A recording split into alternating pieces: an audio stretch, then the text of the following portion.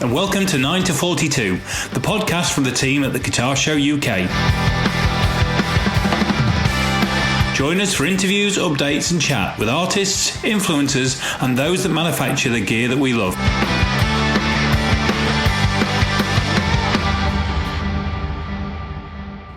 Hello and welcome to 9 to 42, which is the podcast from the guys at the Guitar Show UK. And for the first time this year, I'm going to say hello to my good friend, Jace Hunt. How are you, Jace? I'm very good, Ant. How are you? Snowbound, mate. Snowbound. That's the only word I've got for you, the only phrase I've got for you. There's 5 inches of snow outside and it has brought the world to an end. Well, it's snowless in Birmingham, so... Snowless. Well, we've got closed colleges, closed schools. Everywhere's an ice rink. Can't get anywhere. Fighting over toilet roll. It's like as if COVID started in January. Ah, except those of us in the Midlands are running free and wild on the streets. Well, I mean, as you always have done. That's one of the reasons why we avoid that particular part of the world. Happy New Year as well, before we go any further. Yes, and to you. Yes. And we have Ben Crowe with us, and we've spent the last 5 minutes both admiring Ben's backdrop and trying to understand what to call him. But we think we've settled on, and it's a while since we finished. Numpty. I think we settled on guitar builder and master luthier at Crimson Guitars. Was that right? That sounds... I asked my son a few months ago what my job was. And very smart lad, he knew I was trying to trick him, and he said, okay, you're a YouTuber, you are an inventor because you invent tools, you're a manager of people. And he went through about 10 or 15 different things and completely forgot the guitar builder bit. Yeah, it's I'm the master luthier at Crimson Guitars. I built the company, and we do a lot of things. Well, I've written a list of some of the things that you do. Oh no! And well, it's not a huge list. You know, it's my very extensive half a page of A4 notes. But obviously, you've got luthier, started Crimson Guitars. You've got teacher because you do the guitar building courses. Yeah. You've got toolmaker. Yeah. You've got YouTuber. Owner of Daily Guitar Drawer. Yeah. And museum curator.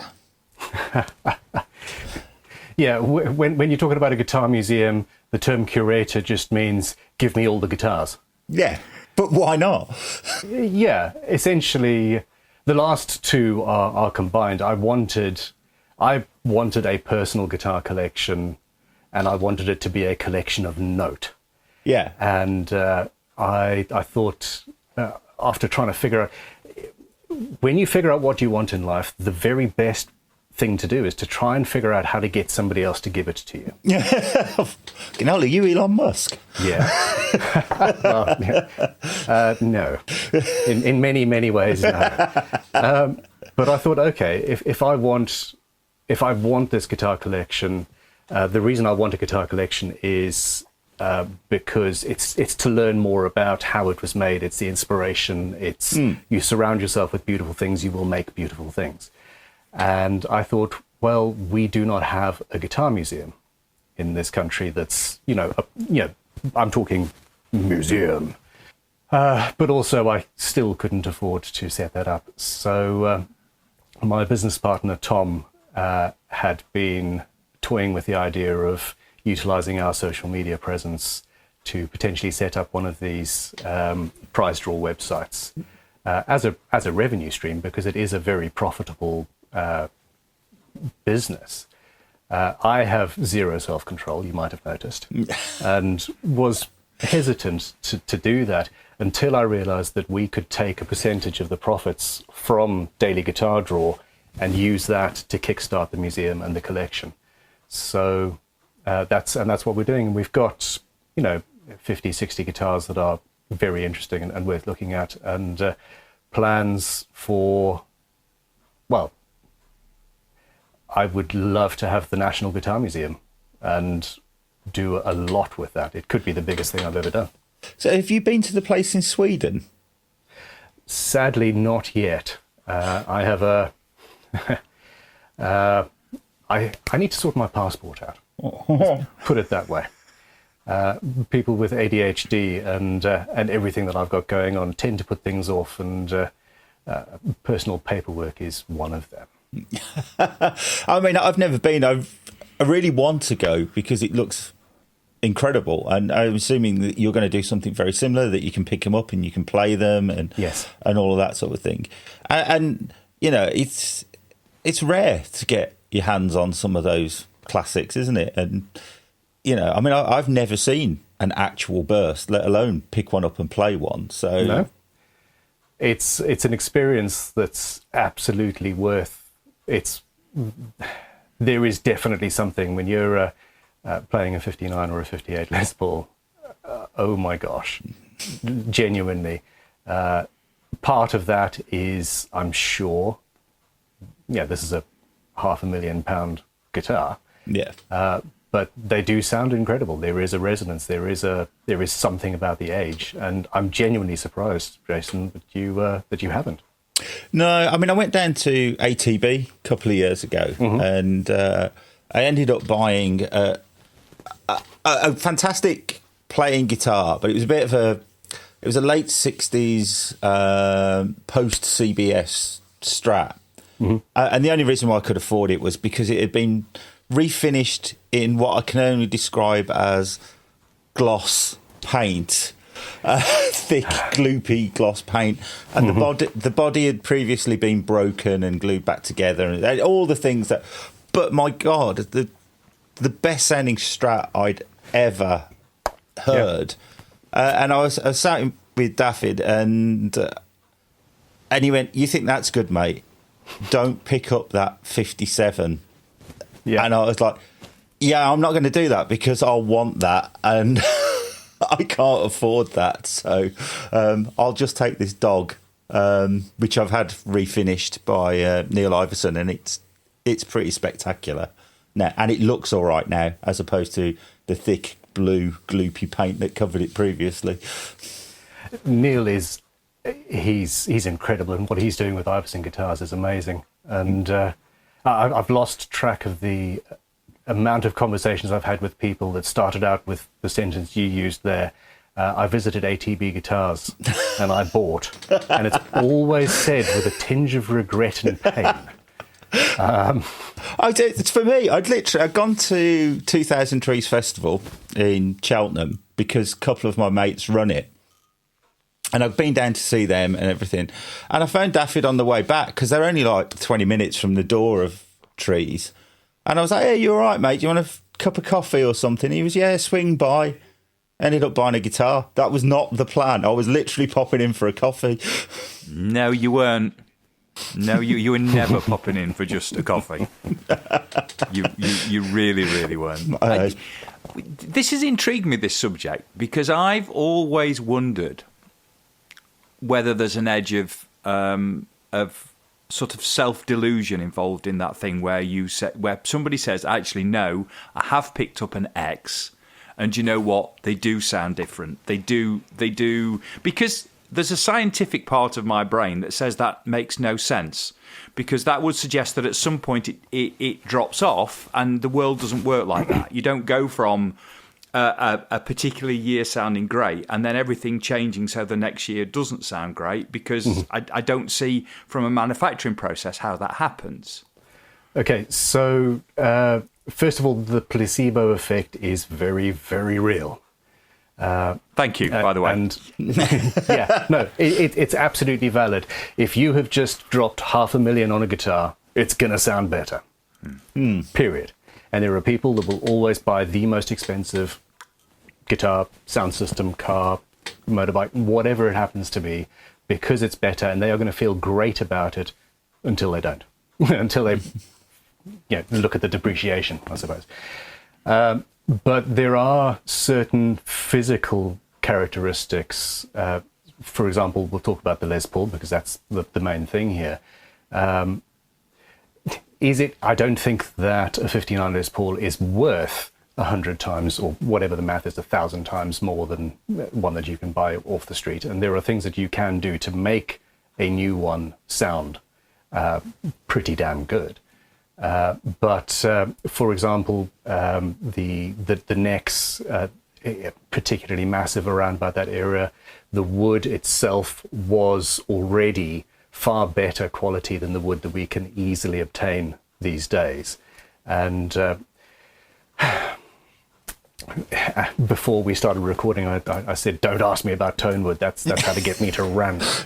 And here I am talking about tone wood. When you define tone in a guitar, there's this amorphous sound sort of thing, but a part of the phrase tone is attack and sustain and the longevity of the acoustic notes. And that is affected by the wood, and that does come through the pickups, etc. It's a small part of it, but it is there and it is real. And the wood itself was particularly good. But the main thing, if you talk to a professional classical guitarist, they will have a touring instrument and they'll have a practice instrument. And the guitar that they're playing 7 or 8 hours a day or more is one that they are breaking in. And over time, the microcrystalline structure within the wood, it dries out, it solidifies. You've got all sorts of waxes and resins and all sorts of things still inside of the wood, even if it's dry. And over 50 years, 100 years, that is still solidifying and crystallizing and changing the response, the tonal response of the guitar. So an older guitar should sound better from that point of view. Add in the fact that it's being played and it is resonating. It's hopefully spent much of its life in front of a wall of 4x12s. All of those vibrations also affect the actual physical scientific structure of the wood. So there are actual reasons, verifiable to a certain extent reasons why an older Les Paul should sound better. But I spoke to, at length, a professor of acoustics at one of the universities near us, and I asked him to design an experiment that would unequivocally prove or disprove tone wood. And he came back to me after 6 months of trying and said, "No, I can't do it." And that's the thought experiment, Newton's flaming laser sword. If you can't prove or disprove anything by experimentation, it's not worth thinking about. Just leave it alone. Yeah, that's true. I mean, I built a parts caster with a poplar telly body, and I was told that poplar would not be the same as swamp ash or alder or whatever. Do you know what? It sounded like a Telecaster to me when I plugged it in. It's a law of diminishing returns. The material does make a difference to the attack of the instrument. If you've got a particularly soft body and the neck joint isn't particularly good, or all of these things do have an effect on the sound, but it is only a very small percentage of the guitar itself. Your nut and your bridge have as much to do with the amount of sustain, if not more, how long your strings will ring out, than the wood itself does. The quality of the neck joint is, in my opinion, more important than the timbers you choose. If anybody can actually blindfolded, verifiably hear the difference of a recorded guitar between a rosewood and an ebony fretboard, I will eat my hat. I mean, I will custom make myself a hat out of, I don't know, marshmallow or something first, but I will eat it. And then after that, you've got the signal chain. It's the old argument: the pickups, the quality of the wiring, the quality of the capacitors, and then your pedal board, the leads, the amp, the speakers you use. The wood is 5% of what you've got. and then it's recorded. And I don't understand why we as guitarists are so...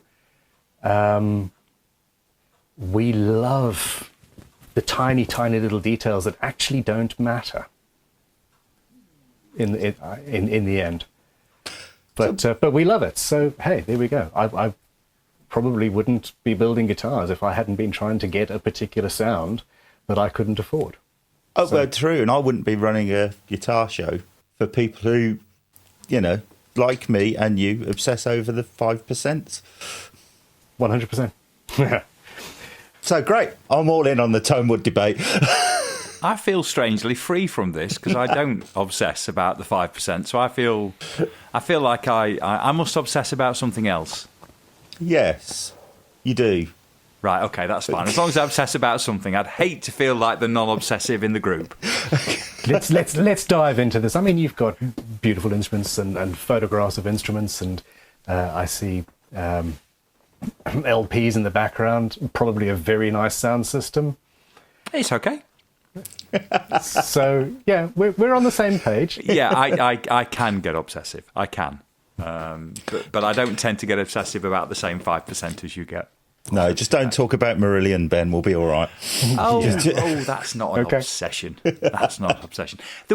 Just before we go any further, and I know Jace has got 57 questions there to ask, but the bit we didn't dwell on for a second, I want to talk about your son for a second here. Yeah. He said YouTuber, and then he very quickly got to inventor. Now, for those who've never clapped eyes on you, Ben, that is a magnificent bottom half head of hair, obviously. Well, Slightly challenged at the top, but certainly nose downwards. You're absolutely rocking it.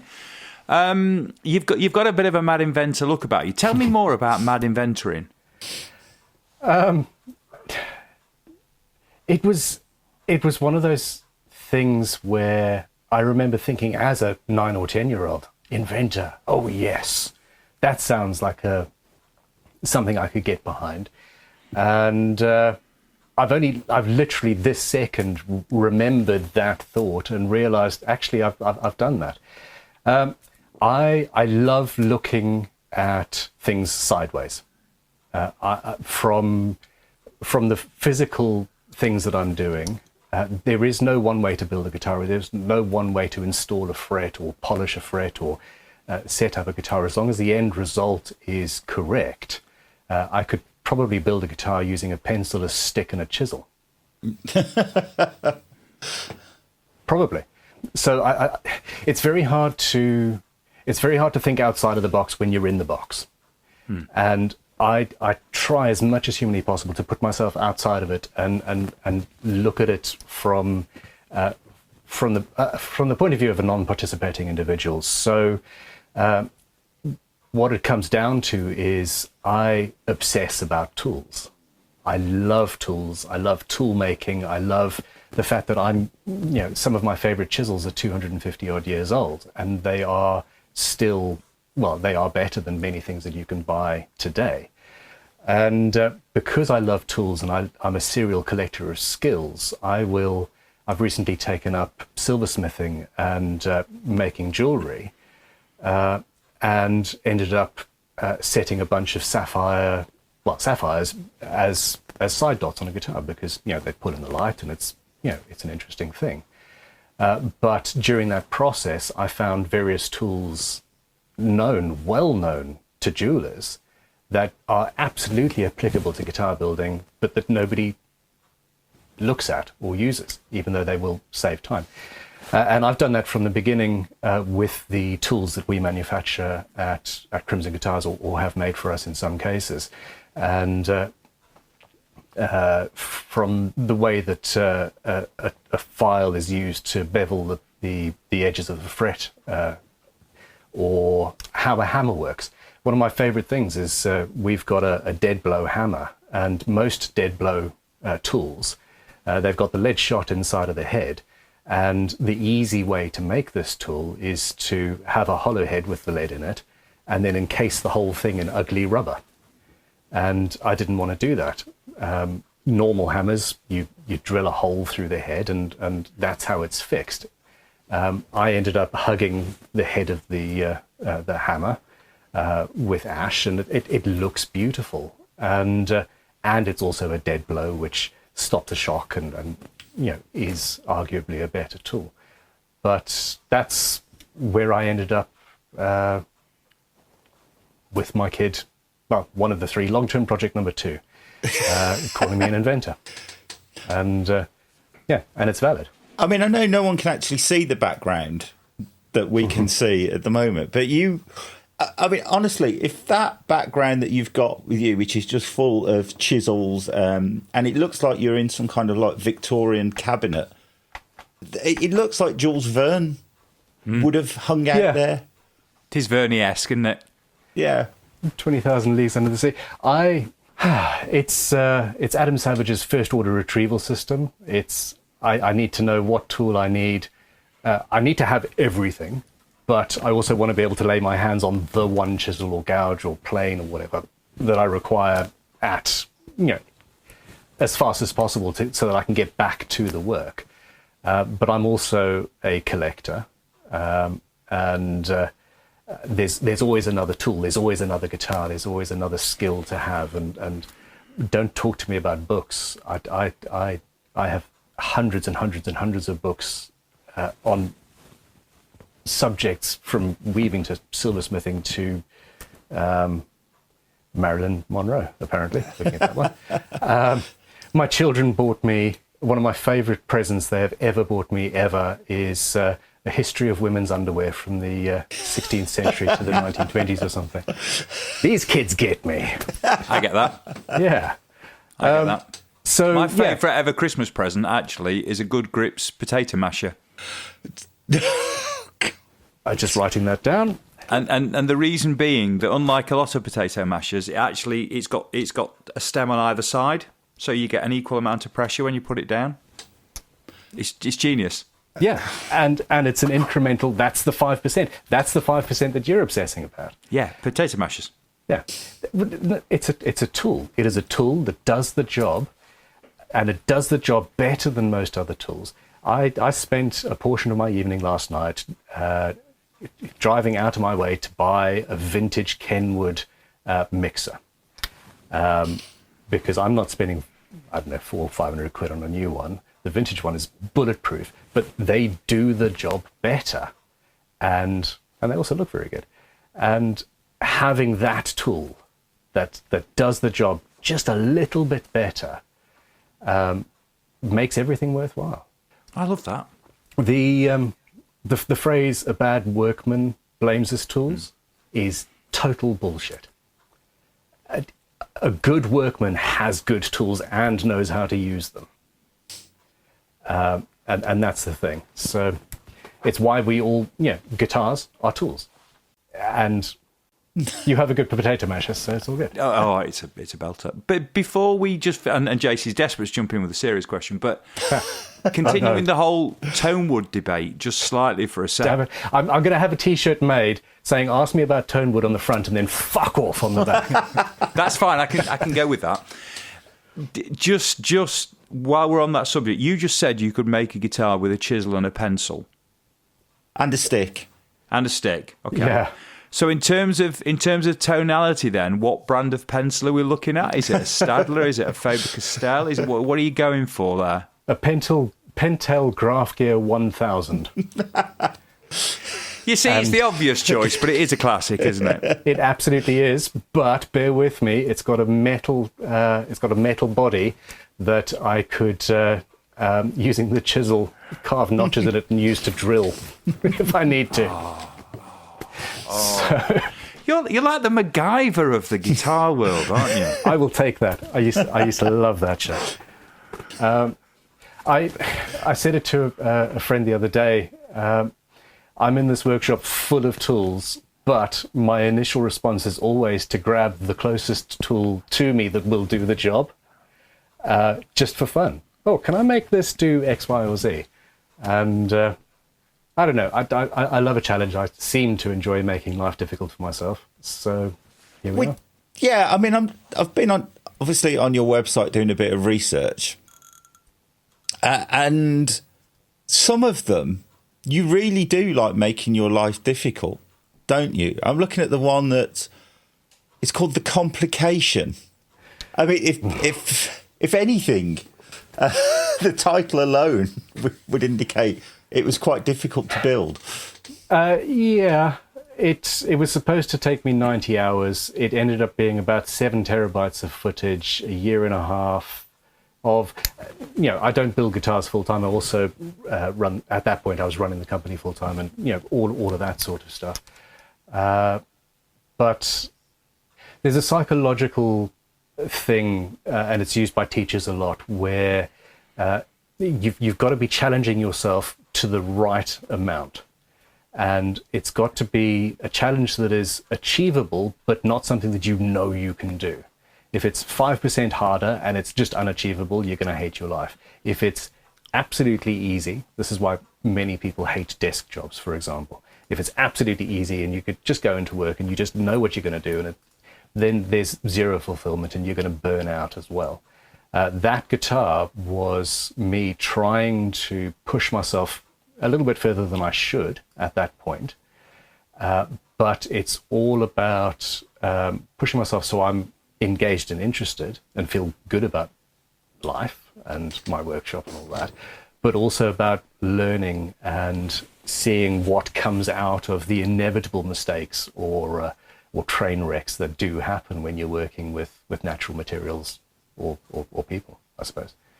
But that guitar, we had, I think, coming up on 2 million people watched the YouTube video on our channel, and the ad revenue from that guitar bought my first Rolex. Yeah, brilliant.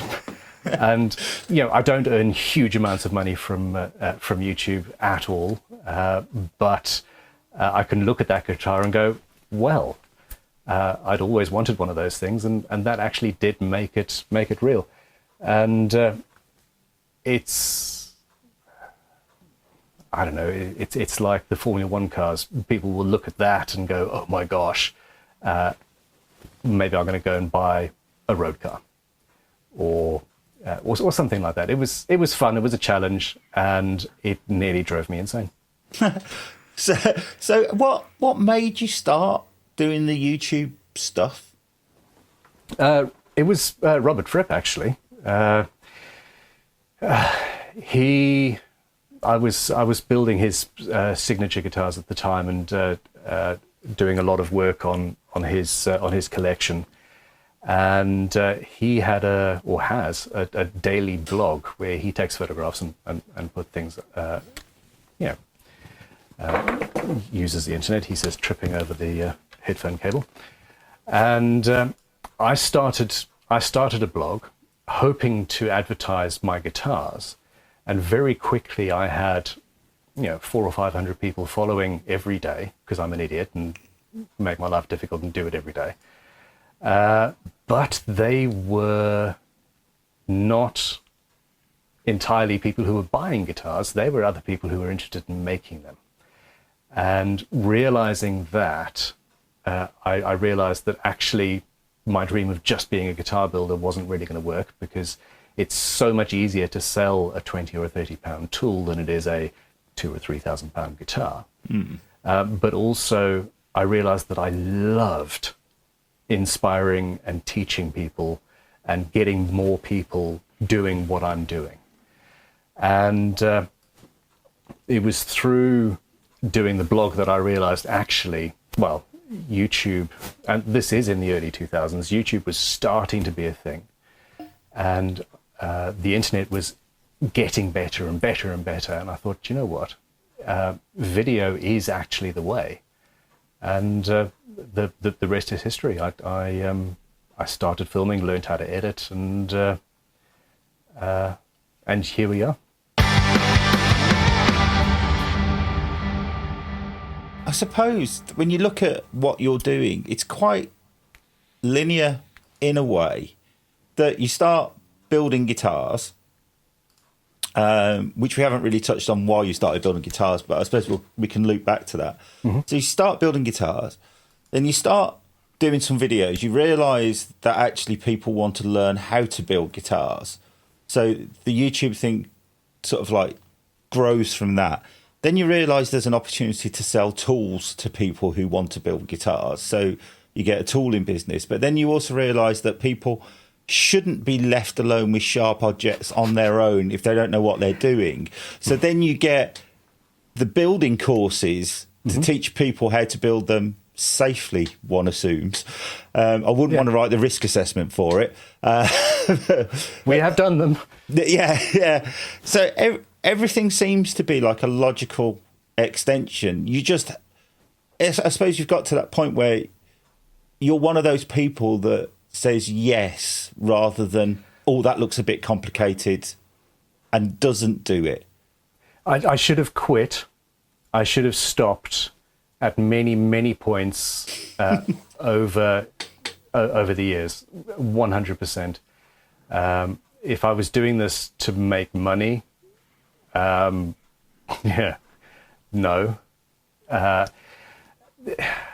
It's not easy. This industry is not easy. It's a passion-driven industry, and no, it's not easy. But it is relatively linear. The tool making was one. I was actively trying to figure out how to monetize these people who didn't have very much money. How to monetize the time that I was putting into writing the blog and all of that. But at the same time, I was also setting up my first workshops. And in the UK at the time, you couldn't buy guitar building tools. A leveling file was something you had to import from Japan or the States. And I did. And the first 3 StewMac leveling files that I bought back then, none of them were flat. And my entire career, my entire business, all goes back to a realization I had in my teens. And that was, I was looking at a guitar and I realized that somebody had made that. And if somebody can make it, I can make it. And everything opened up. If somebody can play those notes in that way, you can play those notes in that way. All it takes is time, energy, a certain obsessive compulsive insanity, shall we say. But you can do it. If I can build guitars, anybody out there can build guitars. Period. Yeah, and I think that's probably the difference between you and a lot of other people, because I never looked at a guitar and went, someone built that. I just looked at the guitar and went, oh, if I practice hard, I might be able to play that. But I never even thought about the construction of it at all. I have been told recently. I've in the last few years learned. I've been diagnosed with ADHD and all of that sort of stuff. And apparently, everybody who watches the channel knew. But I didn't. And I have learned that I communicate differently, I talk differently, the way my brain works is different to many people, and I think of it as a bit of a superpower, and the positives for me outweigh the negatives. There is a certain proclivity to overpromise and underdeliver, which is not particularly great. I will always say yes. And I will do things for the dopamine rush, you can buy that guitar because it's going to make you feel great for the next 5 minutes until you get home. And so, yeah, I do think differently, and I'm really, really happy that I do. But you also, you do pick up the guitar and you think about what you can do with the guitar. I realized that I was not a guitarist. I would never be great as a player. And I realized that fairly early on, and it was a very depressing realization. But I wanted to be in the industry somehow. And it was while I was having that realization that I thought, actually, if I can't be a rock star, I can facilitate rock stars. I can help make what they want to make. And I'm sure that's how a lot of people who end up being technicians in recording studios or run guitar shows. etc. We're facilitating the love. We are ancillary to the whole thing. We're still involved, but we don't actually have to get up on the sweaty stage and be that. Although, hey, if I had the opportunity and the skills, I'd sign up for that one as well. Yeah, I mean, I'm a far better event organizer than I am a guitarist. Ooh, let me think about that one. Yeah, I'm a really bad guitarist. Oh, you're not a really bad guitarist. I'm a distinctly average guitarist. And sometimes being distinctly average at anything hurts more than being really bad at it. and that's the problem. Well, it's the. I always think the greatest example of that is golf, because if you hit a driver 200 plus yards down the middle of a fairway once, you're ruined for life because you've done it once. So therefore, theoretically, you can do it again. You can chase. You can give away the rest of your life trying to chase that feeling. Yeah. That you got once. And actually, bizarrely, being a mediocre guitarist is better than being a mediocre golfer. I can see that. Yeah, I can see that. And I am also a distinctly mediocre guitarist at best. I've been known to throw golf clubs. I've been known to throw golf bags. Every time I see somebody do that, I wonder what would happen if it rebounded and sort of permanently ended their ability to play golf by breaking a shin or something.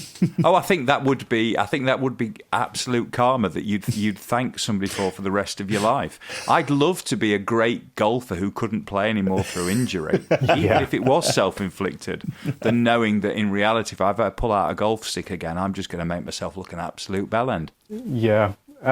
As somebody who makes themselves look like an absolute bellend on a regular basis, yeah, it can be fun sometimes. Just not on a golf course. Just not on a golf course, yeah. Plus, I fell out with pastels and pastels and Pringle, and you never get that love back. I don't know where to go from there. No, I'm slightly stumped myself. I always do this to try and throw you, James, because I hope you'll get us back on track. Well, I might have actually. How many podcasts in are we now? Might have done it. About 70, something like that. Fuck's sake. Come on, ask a serious question. Chaos is absolutely to be encouraged, from podcasts to guitar building or golf. Just we welcome the chaos. So I did want to ask about one particular guitar because I think it's really cool. I think it's called the Copper Rodded, which is the sort of like, I don't know how you describe it. It almost looks like it's been like lightning struck tree split apart. I don't know if that's done deliberately with, two electrical points to sort of like burn the wood through or something. But all of your designs are quite experimental. Is probably the right word, maybe. So where did that come from? That guitar, the first guitar we have built probably a dozen or more based on that one. Essentially, the body is two pieces of live edge wood, English yew in this case, with the bark still intact in some cases.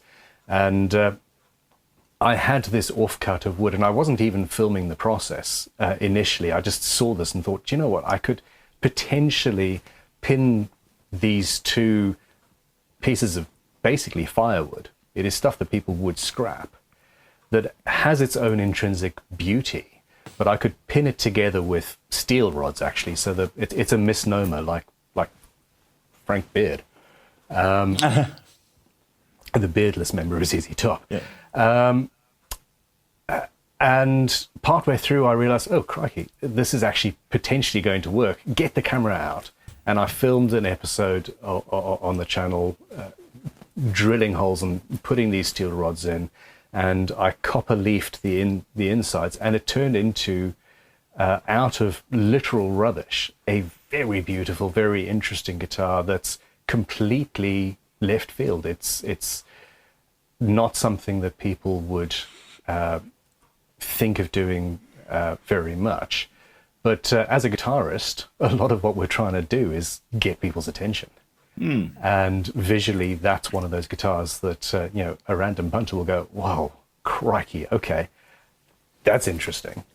What the hell is that and why? And here we are on a podcast, and it's one of the things that you've pointed out.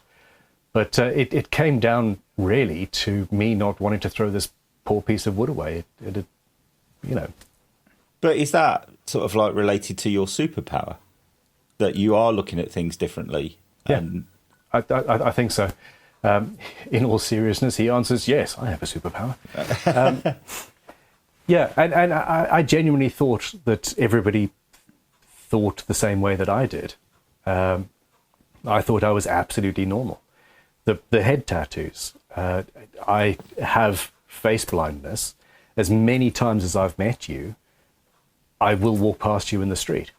You kick me in the shin gently and say, Ben, Jason, you know me, guitar shows. Yeah. I had 3 reasons to get the tattoo. I wanted to be famous, and in order to be famous, you need to be recognizable. And since I don't recognize anybody, I'm going to make myself recognizable. I didn't want a normal job. This was in 2008. I just had a personal bankruptcy, and I did not want a desk job or work in a shop or anything like that. And back then, if you had hair tattoos, you just wouldn't get a job. Yeah. And I'd also just had my first child, long-term project 1. And I thought, at some point, I'm going to be able to intimidate the hell out of potential boyfriends. And that's that. It's all worked. But it all came from me thinking that other people also struggle to recognize faces, and other people also need something drastic in order to make them memorable to people. And here we are. I've got tattoos on my head and don't regret it. So what made you go for the diagnosis? The children, actually. People had been saying more and more that I was too easily distracted. I said yes to too many projects, and that it was potentially not healthy.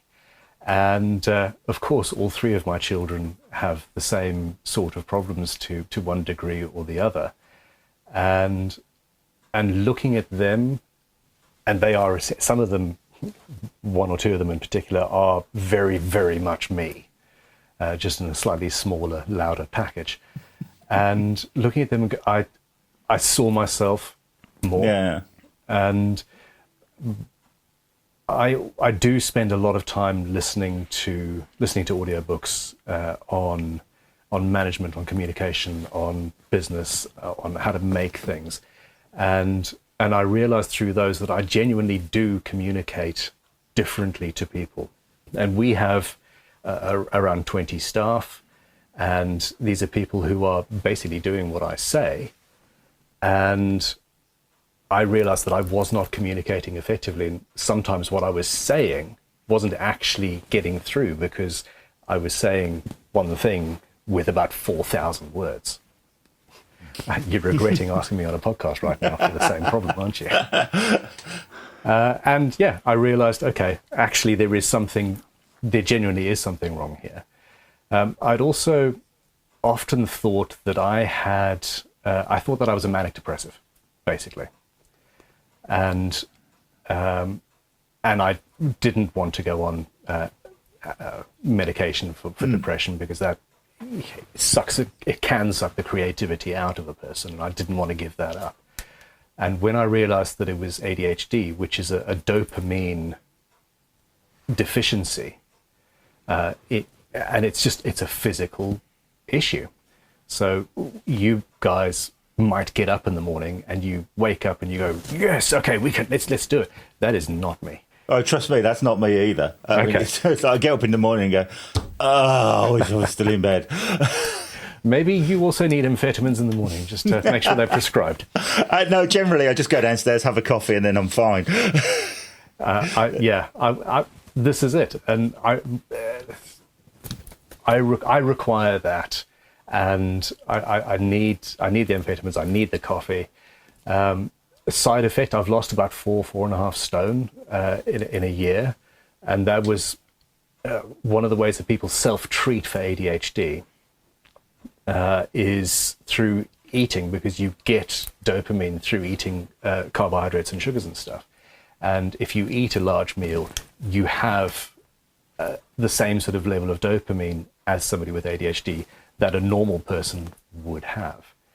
I no longer need to eat anywhere near the amount that I did. And with zero effort, I've lost 4 and a bit stone.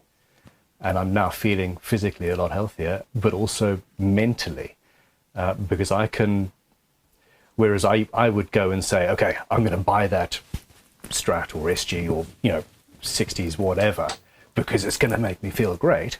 I would have done that in order to get the dopamine and then regretted it in 6 weeks or potentially.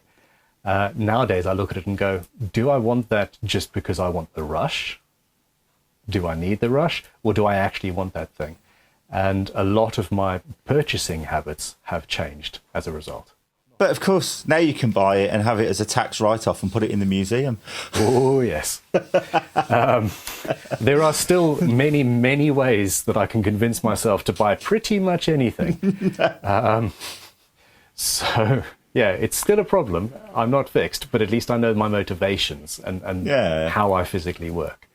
I was very lucky, going back to guitars, I was very lucky. A lot of people who start businesses, a lot of people who invent things and create things like I do are also on the spectrum, also have ADHD. And the successful ones are people who surround themselves with people who are normal, who can do the things that we can't. VAT return? What's a VAT return? I mean, yeah, I am not good at that sort of stuff. But I found somebody 15 years ago who is. And that's Tom Webster, who is the MD at Crimson, who you know well. And he does that sort of stuff absolutely wonderfully. And he also says, no, Ben, very well. And that's his job. I've got some fantastic people who do the things that my personality and my character and my skill set is not suited for. And I was very lucky to find him in particular and other people like him. So there we go. Please bring me back on track. Well, I can bring you back on track, actually, very, very quickly, because you said something earlier about your tattoos, and that gives you the opportunity in the future to really put the fear of God into potential boyfriends. At what point did tattoos becoming, I guess, more part of day-to-day culture mean that you had to then surround yourself with chisels to have the same effect? No, I can do one better. At one point, I got distracted and started a vintage tool shop. So that I could have more tools, basically, at not very much cost. No, my son, my 14-year-old, brought a friend home a few weeks ago for the first time, and I opened the door holding an 18th century headsman's axe. The blade is... the blade itself, the cutting edge is over 1 foot wide. The blade is about 3 foot long from the handle to the edge. And I just stood there and said, what? And so the tattoos plus a variety of edged weapons. I've got a Victorian human skull in the dining room.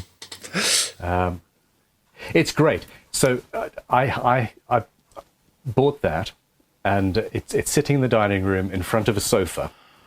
And I put a guitar on the sofa, literally in the same field of vision as the skull.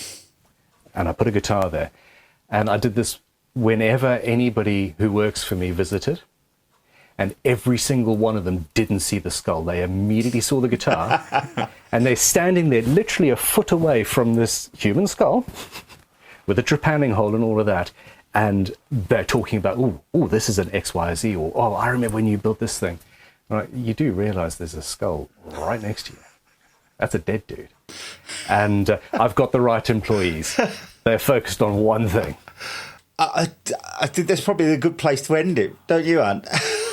Well, actually, I've got one last question on. before we do end. I didn't know if you got anything, but I have one last question. It's more of a comment, actually. But Jason obviously found the copper rod guitar when he was looking on your website. I found the picture of all of those students who'd been through your courses with the guitars they'd built. And that is a truly wonderful web page. It only because the sense of achievement, the thing you said earlier about if I can build a guitar, anybody can build a guitar. And there's some truly beautiful instruments.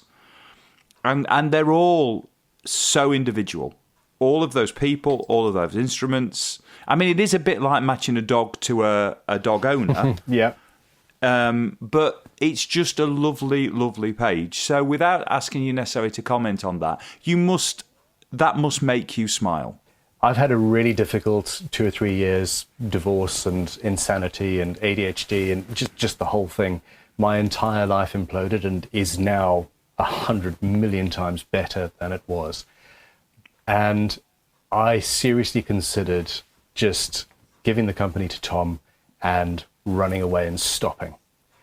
And the only thing that stopped me from doing that was the sheer pleasure and sense of satisfaction that I get from the fact that there are thousands and thousands and thousands of people who are, through what I do, through the videos on YouTube, but also through the school. We teach 300-400 people a year in person how to build guitars.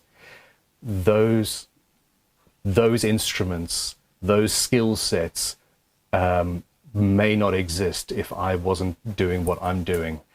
And it makes me feel absolutely amazing. I'm facilitating other people's passion. And a lot of people have asked me why I teach other guitar builders how to build guitars.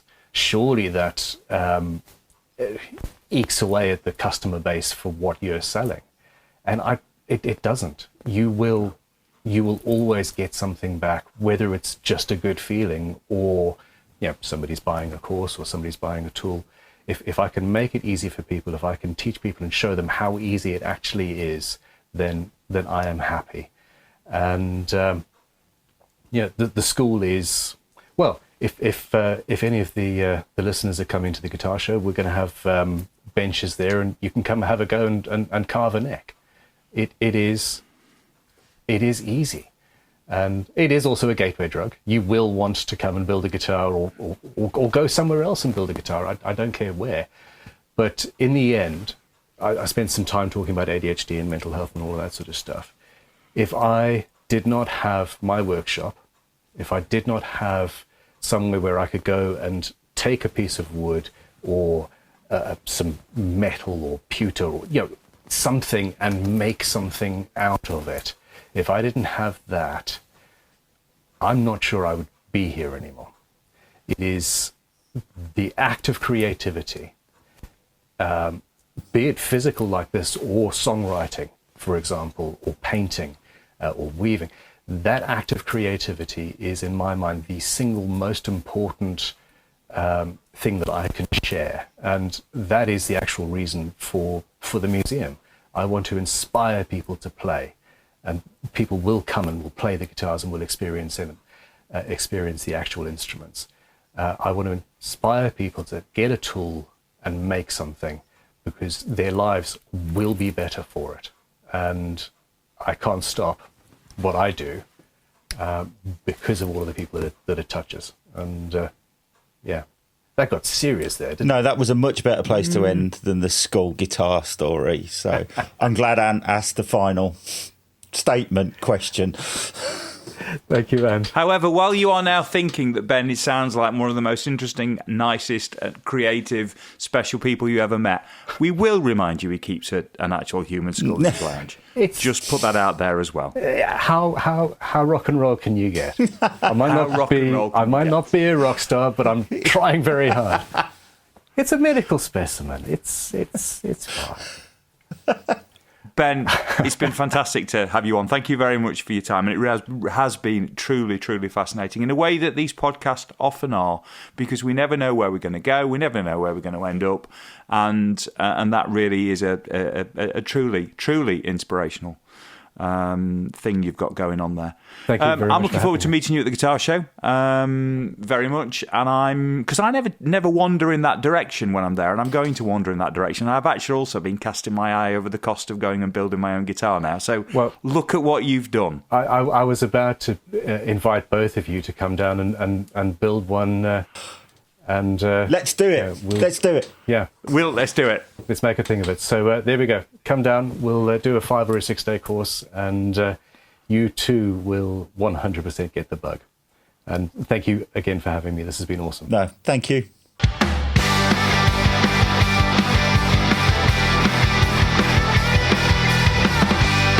Thanks for listening to 9 to 42, the podcast from the team at the Guitar Show UK. If you've enjoyed the show, then please remember to hit the subscribe button and share with other like-minded souls. For more information about 9 to 42, please follow us on Facebook, Twitter or Instagram at the Guitar Show UK. This has been an A Short Stories production.